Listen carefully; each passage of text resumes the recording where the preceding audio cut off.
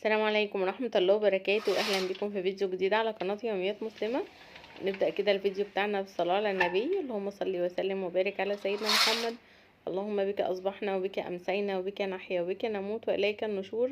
بسم الله الذي لا يضر مع اسمه شيء في الأرض ولا في السماء وهو السميع العليم. النهاردة بقى إن شاء الله هيبقى يوم جميل جدا وكله نشاط و...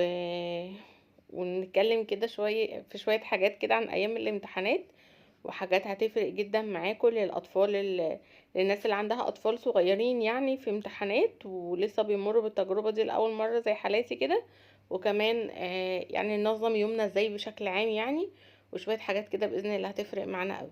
انا بدأت اليوم كده زي ما انتم شايفين، قلت افطر الاول واقعد مع نفسي كده شوية.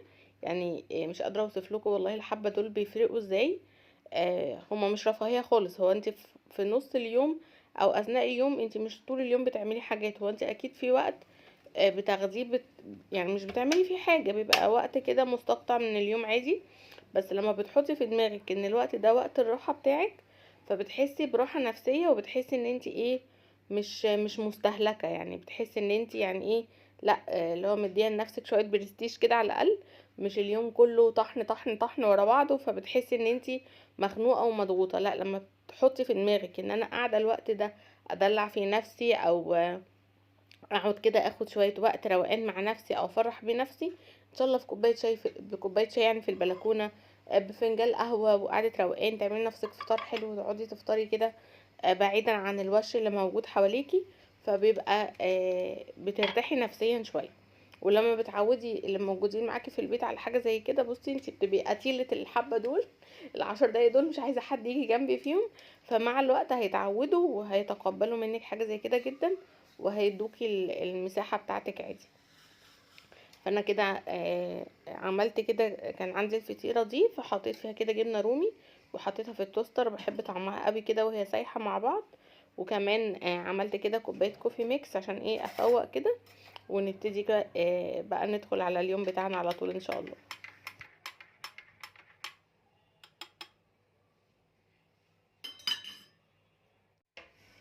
عايزه اقول لكم برضو من الحاجات بصراحه اللي بحس ان هي يعني ايه، لما بهبط كده او لما بحس ان يومي ملخبط ودنيتي ملخبطه، بحب اسمع القنوات التحفيزيه اللي هي بتاعه تنظيم اليوم واداره الوقت والحاجات دي. وبصراحه في قناه كنت بكلمكم عنها على طول، اللي هي واحد السعاده. بحبها جدا عشان هي ست، يعني عشان هي زينا وعندها نفس الحاجات بتاعتنا اللي في يومنا العادية. مش مجرد حاجات اللي هي يعني اغلب القنوات اللي بتبقى من الشكل ده بس بيبقى بتاعت رجالة. بحس ان هم ايه يعني بيركزوا على شغلهم اكتر وكده، ما بيبقوش مسحولين زينا في حاجات تانية. يعني مش بيبقى في مع الشغل بقى بيت وولاد وزوج وكده. لكن قناتها هي بحبها جدا بسبب ان هي يعني ايه معانا على الخط كده وبتشاركنا نفس اللي احنا بنمر بيه. فهي عاملة سلسلة جديدة حبيت اقول لكم عليها. يعني هي كانت عامله سلسله يومك تحت السيطره، وكانت سلسله جميله جدا طبعا، اكيد اللي شافها يعني فرقت معاه. دلوقتي بقى عامله بجد سلسله جميله قوي. انا شفت منها تاني فيديو وعايزه ارجع اشوف اول فيديو، اللي هو ازاي العادات بتاعتنا بتغير حياتنا، اللي هو بتخليكي بقى لما يبقى ليكي عادات بشكل منظم دايما. فالموضوع ده بحس ان هو ايه يعني بيفرق بقى في جودة اليوم، واللي هو انت يومك ماشي حلو كده كده، اللي هو يعني من غير اصلا ما تبذلي مجهود. هو خلاص انت بقى عندك عادات بتسيطري عليها بشكل يومي، سواء بقى عادات صباحية سواء عادات مسائية. فبتبقي يعني الإنتاجية بتاعتك بتزيد جدا، ويومك يعني بيفرق من اليوم اللي ماشي كده، يعني يعني ايه بالبركة او كده من غير تنظيم، غير خالص اليوم اللي انت بتبقي منظمه له وعامله له عادات معينه ماشيه بيها. فبيخليكي نشيطه اكتر يعني وكمان بتتحكمي في ان العادات اللي هي السلبيه اللي بتبقى موجوده في اليوم اللي بتسرق اليوم كده من غير ما نحس، بتبقي انت قادره تتحكمي فيها، وبتبقي مسيطره على يومك يعني بمعنى اصح وبشكل كبير. فهحط لكم برضو اللينك بتاعها، هتفرق معانا كتير وهي السلسله اللي هي عاملاها دي عاجبني الاسم جدا، اللي هو عاداتي انقذت حياتي. فان شاء الله هحطها لكم يعني في اول تعليق. من الحاجات بصراحه اللي هتساعدنا ومن القنوات بصراحه اللي بفضل الله سبحانه وتعالى، يعني ربنا يا رب يجعله في ميزان حسناتها ويعني ويجعله كده صدقة جارية ليها، ان هو علم ينتفع بيه. بس عايزة اقول لكم ان هي ما شاء الله اللهم بارك بتفرق معايا جدا جدا بصراحة. المهم بقى دخلت على الأوضة دي زي ما انتوا شايفين، لأن الأوضة دي يعتبر قعدتنا فيها، وطول الوقت بقى ساعات بيبقى وقت ما احنا بنراجع وقاعدين بنحل حاجات وكده، بيبقى في حاجات بقى بتتاكل، بسكوت، اي حاجة كده تسلي الدنيا يعني. المهم ان احنا شبه قاعدين قعدتنا طول الوقت في الأوضة دي من ساعة ما الجو يعني حرر شوية، واحنا بقينا نقعد. كنت الأول بقعد في الجزء التاني من الشقة، الجزء اللي جوه ده، بحس ان هو ادفى اكتر، لكن دلوقتي بقى قاعدين في الاوضه دي اكتر حاجه. ففتحت كده الشباك، مش بعرف افتح الستاره قوي عشان في ناس قدامي يعني، بس قلت ان يعني افتح كده الشباك يعني يدخل لي شويه هوا. وبعدين نفضت كده الكنب بالفرشه زي ما انتوا شفتوا معايا، لان يبقى فيه زي ما بقول لكم فتافيت والحاجات دي. وطالما الجو ابتدى يحرر يبقى خلاص كده الواحد بيبقى مرعوب من النمل. فببقى يعني انا حاسه ان الشقه عايزه تتشال كده كلها على بعضها وتتمسح مسحه محترمه. بس قلت يعني خلاص العيد قرب وابقى مركزه مع عمر الفتره دي اكتر، وبعدين نبقى نشوف موضوع الشقه ده. فقلت بس ان انا اعملها، اللي هو احس ان هي نظيفه كده وكل حاجه حواليا نظيفه، عشان ابقى قاعده مرتاحه وقادره اقعد فيها وانا مرتاحه. فنفضت الاول الكنب كده بالفرشه عشان لو فيها اي فتافيت ولا اي حاجه ولا اي تراب وكده. وبعدين لمعت بالرياشه اللي انتوا شفتوها دي، اشيل التراب الرفيع، لان كانت الحاجه مطربه جامد الايام اللي فاتت، كانت الجو يعني تراب جامد قوي. فقلت قبل ما المع بالفوط لا اشيل بس كده التراب الخفيف ده، بحيث إن لما المع تبقى الحاجه بتزيق تحت ايديا كده من النظافه، وما يبقاش فيها اي تراب يروح ويجي معايا كده مع الفوطه. فبصوا بعد ما لمعت ترابيزه التلفزيون كويس قوي ولمعت كل الاخشاب اللي في الاوضه، جبت فوطه مبلوله وابتديت المع. ما كنتش لاقيه فوطه التراب، فلمعت بفوطه عاديه يعني، لكن الازاز بتاع الترابيزه مش بينضف خالص الا فوطه الازاز، فلمعته بفوطه الازاز.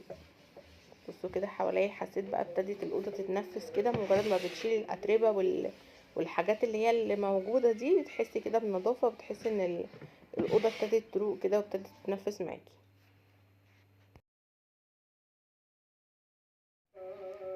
كده الأوضة جاهزة بس على كنسب المكنسة، لأن يعني لو سمعتوا صوت المكنسة وهو بيشفط مش هتصدقوا كمية الحاجات اللي واقعة في السجاد.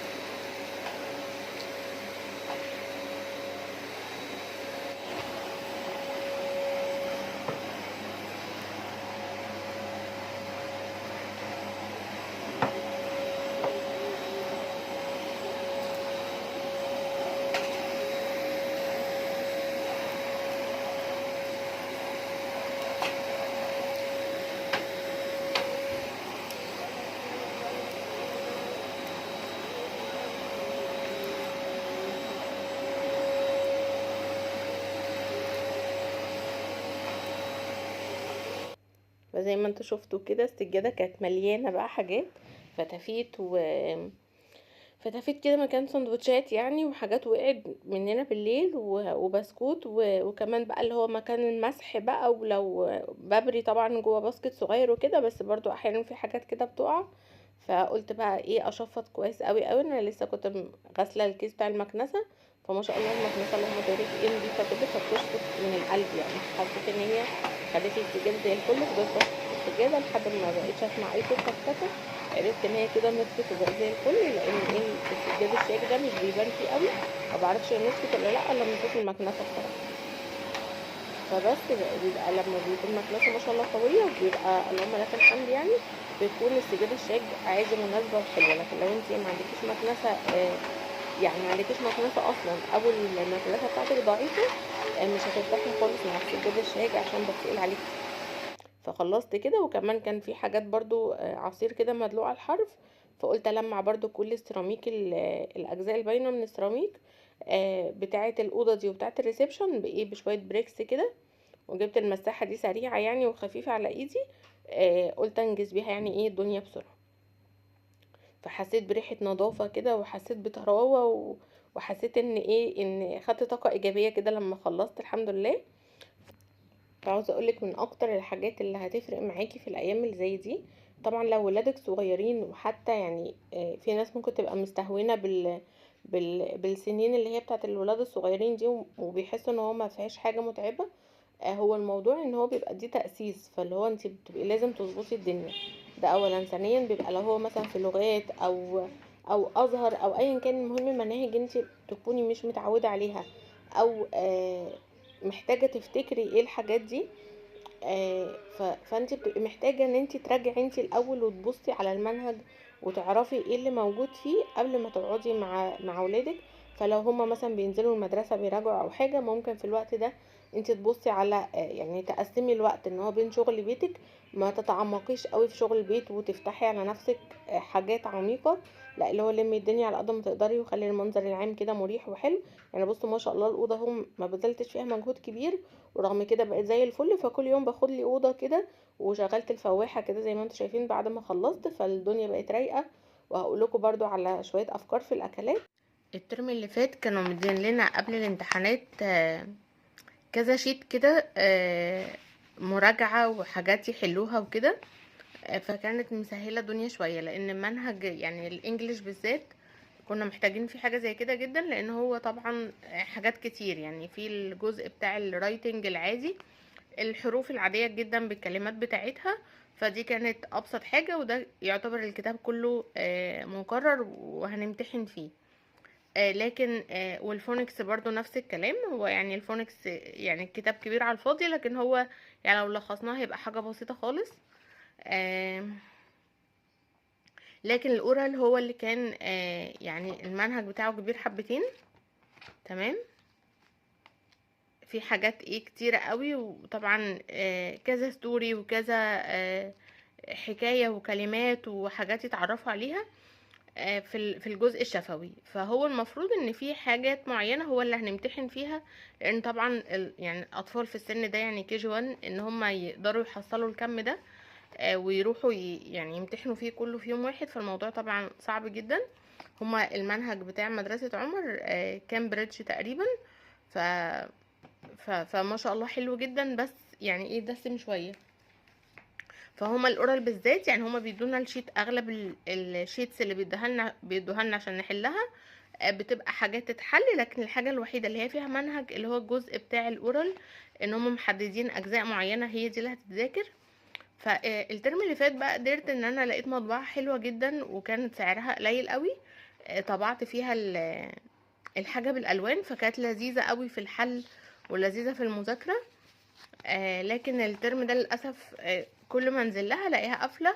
يعني بروح لها مشوار وفي الاخر بلاقيها قافله. ف فللاسف بقى طبعت كده يعني الحاجات دي. فيعني على الاقل في الجزء بتاع الاورال ده ما كانش فيه مشكله قوي، لكن في الحاجات اللي بتتحل ما كانتش باينه قوي. فعموما الجزء بتاع الاورال ده يعني بصراحة كنت بلاقي فيه صعوبة الاول، بس بعد كده التيتشر قالت لي ان هو ما ينفعش ان انت تعتمدي عليه في وقت المذاكرة بس، لكن لازم تدخليه في وسط الكلام اليومي بتاعكم.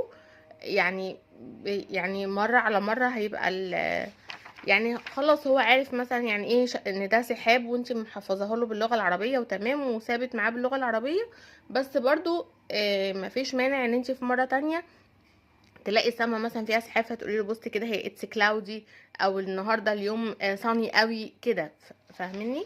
فبيبقى فعلا الحاجات دي بلاحظ هي الحاجه الوحيده اللي بتثبت الجزء بتاع الاورال في الانجليش للاطفال اللي هم سن صغير كده شويه.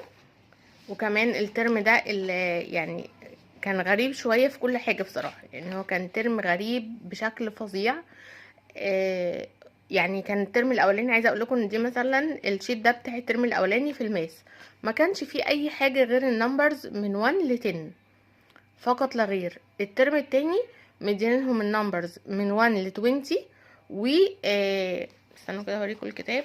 انا عايزه ابقى اعمل لكم برضو يعني جوله كده او ريفيو عن مش لاقيه الكتاب والله، شكلي ما جبتوش. عايزه اوريكم المنهج بتاع كي جي 1 ايه ولو حد يعرف حد عامل فيديوهات للمنهج بتاع كي جي 2 يبعتهولي عشان هبقى برضو عارفه احنا داخلين على ايه ان شاء الله. فكان مثلا الترم التاني في الماس في اللي هو greater than و less than و equal و unequal يعني كان في حاجات كتير قوي، جمع وطرح وعد والشيبز بقى السيركل والترينجل فكان كمية حاجات على يعني ما عنديش مشكلة. انا على فكرة مش ضد خالص ان الاطفال تاخد مناهج كبيرة شوية عن سنها او مناهج دسمة شوية، بالعكس انا ببقى حاسة ان يعني دي حاجة حلوة وهتكبر الولاد وتكبر عقلهم وتنمي عقلهم بدل ما عقلهم يتملي بحاجات فاضية. فانا مش يعني انا عارفة ان ممكن امهات تهاجمني شوية في الموضوع ده، بس يعني احنا درسنا ان مثلا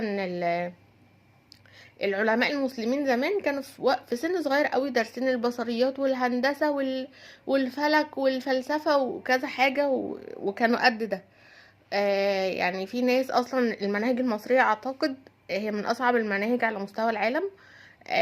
وبلاحظ ان يعني الناس اللي بيخرجوا من مصر يعني فعلا كانوا قد التعليم ده وتعلموا صح، فعلا بيبقوا كفاءات بصراحة على مستوى العالم كله. يعني دي حاجة ناس كتير جدا يعني ناس مسافرين بره هم اللي بيقولوها لي. يعني واحدة كانت مسافرة في امريكا قالت لي انا المنهج هناك، ابني مثلا قولي في سن تالتة اعدادي وابن اختي مثلا في 5 ابتدائي، وهم ما شاء الله عيلة ملتزمة بالتعليم وبيحبوا يعلموا ولادهم كويس جدا وبيذاكروا ولادهم كويس وكده. فبتقولي لا انا حاسة ان في فرق في التفكير، يعني ان ابنها عقله اصغر من ابن اختها اللي هو يعتبر يعني اصغر منه سنا، بسبب ان المناهج يعني ايه ركيكة شوية او ضعيفة شوية. هنا في يعني في ناس بيقولوا عليها حشو كتير، بس هي ممكن تكون مش حشو للطالب اللي هو قادر يحصل يعني. فانا مش عارفه انا هفضل ثابته على موقفي ده. هي طبعا بتفرق من قدرات الطفل من التاني، وانا عارفه ان الموضوع صعب جدا، بس بلاحظ ان يعني مثلا المهندسين المصريين مؤسسين دول مثلا في الامارات او سوري يعني مدن في الامارات ابو ظبي ودبي، ويعني ليهم بصمه. الدكاتره المصريين نفس الكلام. فانا حاسه ان المناهج دي بتؤتي بثمارها بعد كده يعني. ف فانا مش ضد ان المناهج تبقى كبيره، بس يبقى ما اجيش انا مثلا في الترم الاولاني اقعد ادي في النمبرز من 1 ل 10 واجي في الترم التاني اروح مكدس، يعني اللي هو التوزيع بس يكون كويس. ف فالله المستعان، ربنا يوفقهم يعني وينجحهم كلهم، اللهم امين يا رب، ويعينكم كده ويعيننا جميعا. ف فاللي انا عايزه اقوله لكم ان الحاجات اللي هم بيدوها لنا نطبعها دي بتفرق معانا جدا بصراحه. وبطبعها ساعات نسختين على اساس ان هي لو حاجه اتحلت وحبينا، يعني هما بيدوها لنا اول ما الولاد بيبتدوا خلاص بيبقى بيفنشوا في المنهج، فخلاص بنقعد بقى وبيبعتوا لنا الشتات دي. فاحيانا بطبعها مرتين، مره مثلا نسخه الوان ونسخه ابيض واسود، بحيث ان هي ايه انتوا عارفين السن ده بينسى جامد قوي، فلو ممكن نحلها مرة ونرجع تاني نحل، لو نسي نرجع تاني نحل بعدها يعني لو كان في وقت. الرز العيش المحمص ده بالشكل ده. في التوقيت ده بقى كنت هدخل اعمل الغدا، وبعدين لقيت ان انا في كذا حاجة ناقصاني، فقلت مش هعرف بصراحة اتعامل يعني، فانزل اجيب الطلبات الاول. بس قلت ايه اشرب كوباية شاي كده وبعدين قعدت اتفرج شوية كده. بحب التوقيت بتاع الساعة 1 ده بيبقى برامج الطبخ شغالة، وبعدين قلت انزل بقى اجيب الطلبات اللي انا عايزاها.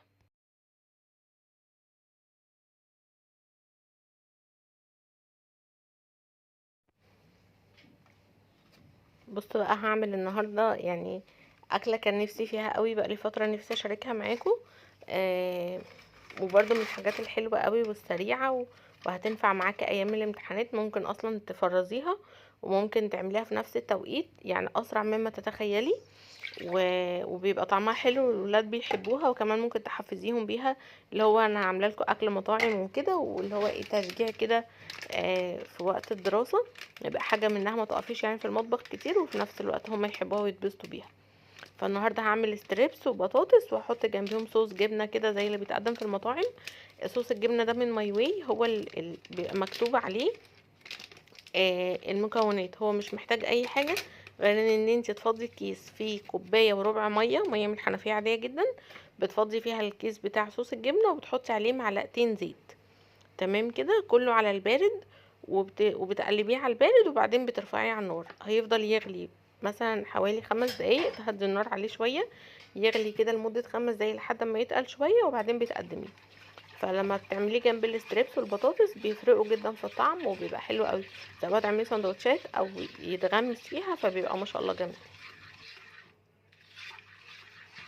فمن ضمن الحاجات برضو اللي ممكن تسهل عليكي الدنيا جدا في ايام الامتحانات، يعني لو حابين ان انا اعمل لكم موضوع الاكلات ده عملي، ممكن ان شاء الله بقى اعملها لكم.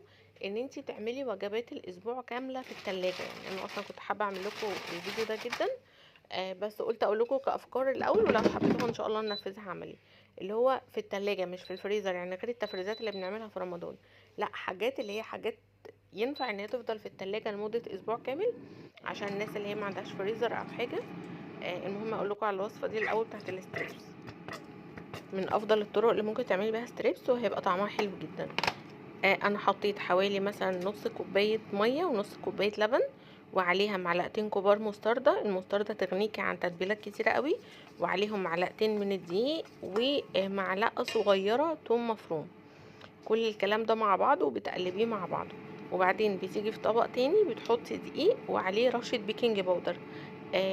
يعني مثلا كوباية دقيق عليها مثلا معلقة صغيرة بيكنج باودر وتقلبيهم. فهنا في دقيق بسيط قوي في التتبيله وفي دقيق في الطبق. فبتطلعي من التتبيله دي، والمقطع ده للاسف ما تصورش، ان انت بتاخدي الستريبس من التتبيله بتحطيه في الدقيق اللي على جنب، وبعدين بترجعيه تاني في التتبيله وترجعيه تاني في الدقيق، وبعدين على طاسه الزيت على طول. بيعمل طبقه عاليه جدا من الكريسبي وبيبقى مقرمش قوي، وفعلا بيبقى طعمه يجنن. وكمان المستردة زي ما بقولك بتغنيكي قوي قوي عن توابل كتير قوي ممكن تحطيها، بتديكي الطعم بتاع الوجبات الجاهزة اللي بنجيبها من بره. فمن الاكلات اللي ممكن تعمليها وتشيليها في التلاجة، يعني ممكن تعملي صينية مكرونة بشاميل وصينية كوسة بالبشاميل وتسيبيهم، واليوم اللي هتسويهم فيه تطلعيه، تحطيها في الفرن، خلاص هي كده استوت معاكي. ممكن تعملي حلة لحمة مسلوقة وبرده تحطيها في علبة تلاجة وتسيبيها. تفلفلي حلة رز وما تزوديهاش مية وتسيبيها. تحمري حلة مكرونة وبرده ما تزوديهاش مية، بحيث ان الاكل يدخل مسافة ما تعملي طبق السلطة، الحاجة تستوي ويبقى خلاص كده الاكل جاهز معاكي. فهتسهل عليكي الوقت كتير قوي، عشان تبقي متابعه الولاد حتى لو انت مش بتذاكري لهم، بس تبقي متابعيهم وعينك عليهم لوها، ويكون نماذج مثلا حاجات ليها حل جاهز، فانت تبقي تقارني الحلول بتاعتهم وتتاكدي هما كده تمام ولا ايه، عشان تبقي معاهم يعني الفتره دي، وربنا يعني ينجحهم جميعا باعلى الدرجات. كنت حابه احط لكم صوت القرمشه، بس مش عارفه بقى ظهر وانا بتكلم ولا لا. بس كان ما شاء الله الاكله خطيره وطعمها حلو قوي، وممكن كمان تعمليها في سندوتشات.